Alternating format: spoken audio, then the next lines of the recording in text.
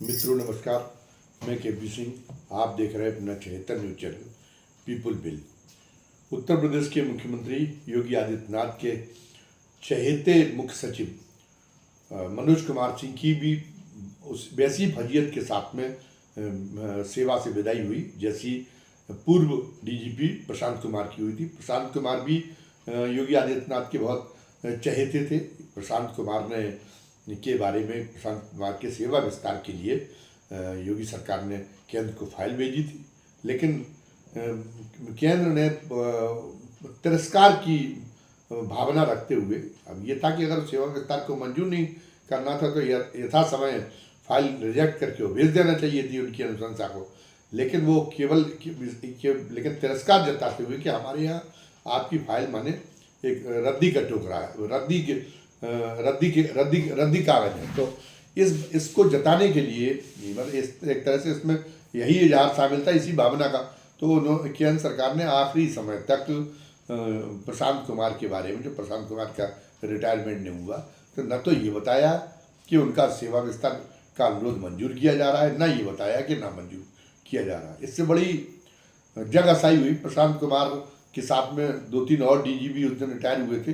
खुद प्रशांत कुमार ने उनकी जो है विदाई समारोह आयोजित कराया, लेकिन अपने विदाई समारोह को वो भूल गए, क्योंकि उन्हें तो ये विश्वास था उनको तो वो जब शाम के 5 बज गए, जब उनका सेवा काल जिस दिन था वो समाप्त हो चुका था, तो शाम के 5 बजे के बाद में उनको अपनी विदाई आयोजित करा लेनी चाहिए थी। लेकिन शाम के 5 बजे के बाद में भी वो एक तरह से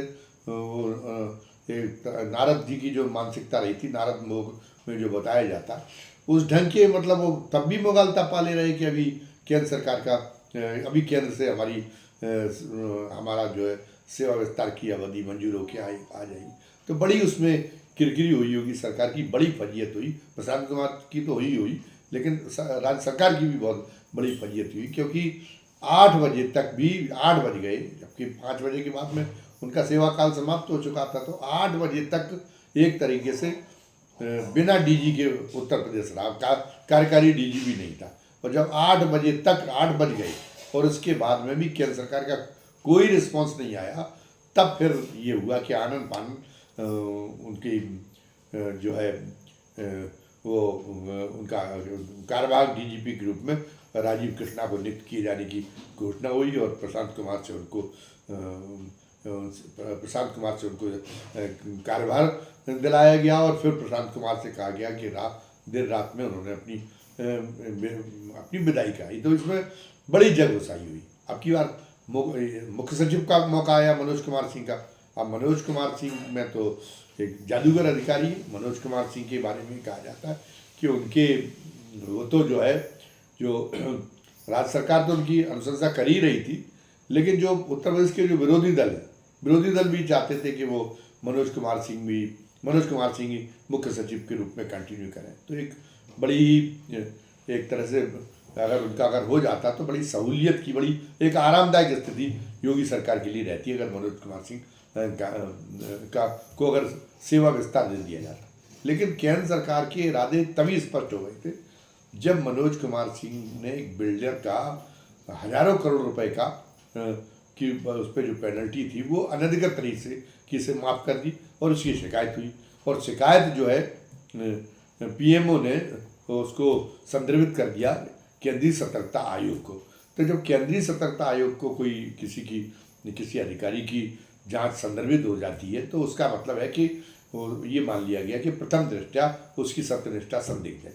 और उसके बाद में न तो उसको कोई प्रमोशन मिलता तब तक जब तक उसका निराकरण न हो जाए जांच का, और ना ही उसको सेवा विस्तार मिलता है। तकनीकी रूप से ये बहुत पहले केंद्र सरकार इस बात का पेशबंदी में इसका इंतजाम कर चुकी थी कि जो है वो मनोज कुमार सिंह को हम सेवा विस्तार नहीं देंगे। तकनीकी रूप से इस बात का इंतजाम कर चुकी थी मनोज कुमार सिंह का सेवा विस्तार न किया जाए। लेकिन इसके बावजूद भी मुख्यमंत्री योगी आदित्यनाथ थी कि उन्होंने फिर भी जो है एक तरह से क्या कहें उनको, उन्होंने फिर भी मनोज कुमार सिंह की सेवा विस्तार की अनुशंसा केंद्र को भिजवा दी कुछ दिनों पहले। और इसके आधार पर मीडिया में भी अटकलें चल पड़ेंगी कि लगता है कि मनोज कुमार सिंह को सेवा विस्तार मनोज कुमार सिंह का हो जाएगा। और इस बीच में ये है कि केंद्र सरकार के प्रति में केंद्र सरकार के प्रति अपने आप स्वयं को वफादार, पहले तो वो अपने आप को एक प्रतिस्पर्धी नेता, केंद्रीय भारतीय जनता पार्टी के केंद्रीय नेतृत्व के समकक्ष का नेता अपने को सिद्ध करने में लगे रहते थे। वो अपने आप को एक केंद्रीय नेतृत्व के एक प्रतिस्पर्धी नेता के रूप में अपने आप को प्रस्तुत कर रहे थे। लेकिन अब जो है, लेकिन इस बीच में ये हुआ कि उनको पता चल गया कि नहीं, कि उनसे केंद्रीय नेतृत्व के सामने हम अभी कहाँ पे खड़े हैं, कितने नीचे खड़े हैं।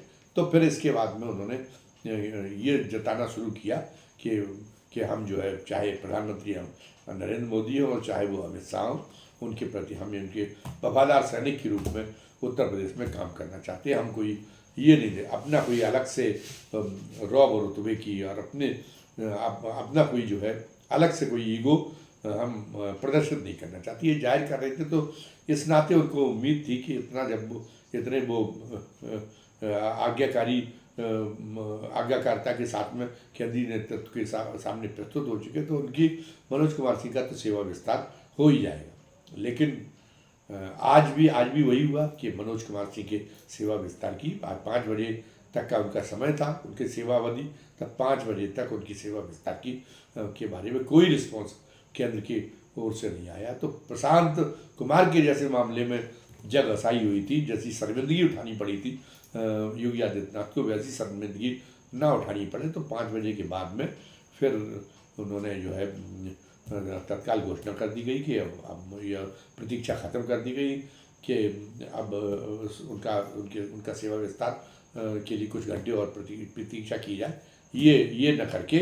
और फिर जो है 5 बजे की तत्कालवादी घोषणा कर दी गई कि जो एसपी गोयल है, जो कि मुख्यमंत्री सचिवालय के वर्तमान में अपर मुख्य सचिव हैं, तो एसपी गोयल का नियुक्ति कर दी गई कि उनको मुख्य सचिव का दायित्व सौंपा जाएगा। और उनको इशारा कर दिया गया मनोज कुमार सिंह को कि अपनी वो विदाई की औपचारिकता जो है पूरी करें। तो अब ऊपर से तौर पर तो देखने को ये मिलता है कि केंद्र सरकार ने एक, चूँकि मनोज कुमार सिंह पे आरोप लग गए थे, उनकी सत्यनिष्ठा को संदिग्ध प्रतीत कराने वाले आरोप लग गए थे, तो इसलिए उनको जो है उनका सेवा विस्तार नहीं हो सका। ऊपरी तौर पर तो ये आवाज़ दिलाने की कोशिश की गई।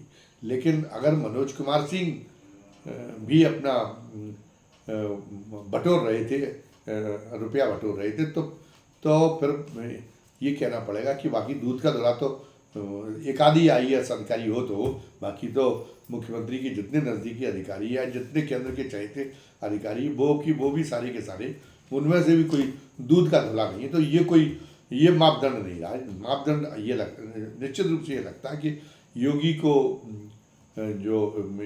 अभी भी मुख्यमंत्री योगी के प्रति केंद्रीय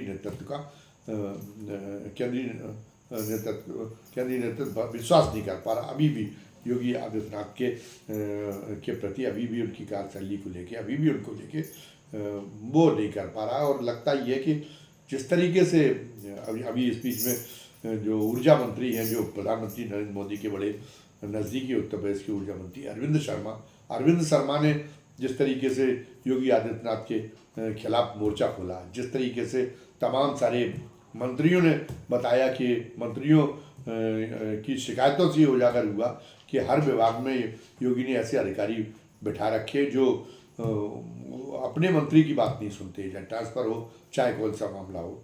तो फिर योगी ने, चूँकि अब ये मामला बहुत ज़्यादा बढ़ रहा था, तो फिर कई जगह योगी को बैकफुट पर जाना पड़ा, उन अधिकारियों को हटाना पड़ा, जिसको माना ये जाता कि वो जो है शायद मुख्यमंत्री कार्यालय के इशारे पर ही मंत्रियों की बात नहीं मान रहे थे। लेकिन फिर उनको खामियाजा भुगतना पड़ा, क्योंकि राजनीतिक परिस्थितियाँ योगी जी के बहुत प्रतिकूल बनी हुई हैं। और योगी जी की अभी भी अल्पटली नहीं है। जैसे प्रशांत कुमार का ही मामला है, प्रशांत कुमार को उनके मन में उनका ख्याल ये था कि अगर प्रशांत कुमार को सेवा विस्तार नहीं मिल पाएगा तो उनको जो है कहीं ना कहीं समायोजित किया जाएगा, ताकि उनका रौब रुतबा बरकरार रह सके। मुख्यमंत्री योगी आदित्यनाथ ने निश्चित रूप से अपनी मंशा को फलीभूत करने के लिए प्रयास भी किए होंगे, लेकिन लगता है कि केंद्र ने इस मामले में उनको रोक दिया, तो केंद्र ने अपना वीटो लगा दिया। तब केंद्र के वीटो के सामने मुख्यमंत्री अपनी सरकार में ही अपने कार्य क्षेत्र में भी स्वतंत्र तरीके से काम नहीं कर पा रही, ये जाहिर हो गया। मनोज कुमार सिंह के बारे में भी यही कहा जा रहा है कि मनोज कुमार सिंह को भी जो है वो मुख्यमंत्री की मंशा कि उनको अगर सेवा विस्तार उनको नहीं मिल पाया है तो उनको कहीं और समायोजित करें, ताकि जो है जिसमें एक तरह से उनके साथ सत्ता जुड़ी होने का बोध हो। लेकिन अब वो मनोज कुमार सिंह के मामले में भी ये कर पाएंगे कि जो केंद्र सरकार की जिस तरह का रवैया नज़र आ रहा, उसमें ये बड़ी मुश्किल बात समझ में आ रही। जहाँ तक एसपी गोयल का प्रश्न, जो नए मुख्य सचिव बनाए गए हैं, सत्ता के गलियारों में लखनऊ में सत्ता के गलियारों में चर्चा ये है कि मुख्यमंत्री योगी आदित्यनाथ की पहली पसंद की अगर मनोज कुमार सिंह यदि को सेवा विस्तार न मिल पाए तो वो दीपक कुमार को बनाना चाहते थे, क्योंकि ताकि उनका जो एक क्षत्रिय नेता के रूप में देश के सर्वोच्च क्षत्रिय नेता के रूप में जो धीरे धीरे वो अपनी छवि को तराशने और उभारने का सुनियोजित प्रयास कर रहे हैं, तो उस मामले में जो आवश्यकता है उसकी पूर्ति के लिए वो चाहते थे कि अगर डीजी ठाकुर नहीं बना है तो एक मुख्य सचिव ठाकुर बना सके। दीपक कुमार का जो डिस्पोजल बहुत अच्छा है, दीपक कुमार की भी एक ईमानदार, कमोवेश एक ईमानदार अधिकारी के रूप में छवि, उन्हें बड़ा क्षमतावान अधिकारी माना जाता है। लेकिन मुख्यमंत्री की मर्जी को केंद्र सरकार को पूरे नहीं होने देना था, तो पूरा नहीं होने दिया गया। एसपी गोयल उसी दिन से केंद्र के एक तरह से वो रिमोट कंट्रोल के बतौर मुख्यमंत्री सचिवालय में तैनात है जब से योगी आदित्यनाथ मुख्यमंत्री बनाए गए। पहले वो प्रमुख सचिव थे, जब उनका प्रमोशन हो गया तो अपर मुख्य सचिव के बाद में भी मुख्यमंत्री सचिवालय की बागडोर उन्हीं के हाथ में बनी रही। और बीच में जो ये था कि योगी थोड़ा स्वतंत्र तरीके से काम करने लगे थे, थोड़ा सा चुनौती भी देने लगे थे, खासतौर से अमित शाह को, और स्वयं ये जताने लगे थे कि वो स्वयं निर्णय ले सकते हैं। लेकिन अब लगातार योगी की स्थिति कमज़ोर होती जा रही है। योगी केवल एक तरह से केवल 100 पीस के तौर पर मुख्यमंत्री के रूप में उनको बने रहने ये इंतजाम किया जा रहा कि वो केवल एक 100 पीस मुख्यमंत्री के बतौर उनकी छवि बना दी जाए, जिसके हाथ में कोई निर्णय और कोई अधिकार नहीं है। और मुख्यमंत्री इस मामले में असहाय हैं और वो प्रतिकार करने की स्थिति में भी अपने आप को नहीं पा रहे, क्योंकि उन्हें पता है कि प्रतिकार अगर जरा उन्होंने इधर सिर हिलाया, जरा भी हाथ पैर हिलाए तो फिर उनकी छुट्टी कर दी जाएगी। ये मुख्यमंत्री अच्छी तरह से समझ चुके हैं। लेकिन मुख्यमंत्री के अगर इतने ज़्यादा जितनी आज्ञाकारिता वो आज्ञाकारिता जो है वो दिखा रहे हैं, पर जिस ढंग का घटनाक्रम चल रहा है, केंद्रीय नेतृत्व जिस तरीके से हर फैसला, उत्तर प्रदेश का हर फैसला अपने हाथ में, अपनी मुट्ठी में लेता जा रहा है, तो उससे ये लगता है कि उसने कहीं ना कहीं उत्तर प्रदेश में एक तरह से वैकल्पिक व्यवस्था उत्तर प्रदेश के लिए कर ली है। और उससे यही लगता है कि कुछ दिनों की मोहलत तो और भी मिल सकती है। अभी कई भारतीय जनता पार्टी में कई मसले निपटने हैं, जिसमें वो पार्टी की राष्ट्रीय अध्यक्ष का चुनाव है, उपराष्ट्रपति का चुनाव है, उत्तर प्रदेश के प्रदेश अध्यक्ष का भी चुनाव है। तो इसलिए थोड़ा धीरे धीरे जो है थोड़ा ठंडा कर करके और खाने की नीति अपना रहा केंद्रीय नेतृत्व। लेकिन केंद्रीय नेतृत्व के हाव केंद्रीय नेतृत्व की जो मंशा इस पूरी उठापटक में झलक रही है, उससे तो ये कहा जा सकता है कि योगी आदित्यनाथ तो सुरक्षित नहीं है। और 2027 में अगर किसी और के नेतृत्व में उत्तर प्रदेश में चुनाव लड़वाने का अगर फैसला हो जाए 2027 के विधानसभा चुनाव में, तो एक अन्यथा ना हुआ बहुत आश्चर्य की बात ना होगी। धन्यवाद। जय हिंद, जय भारत।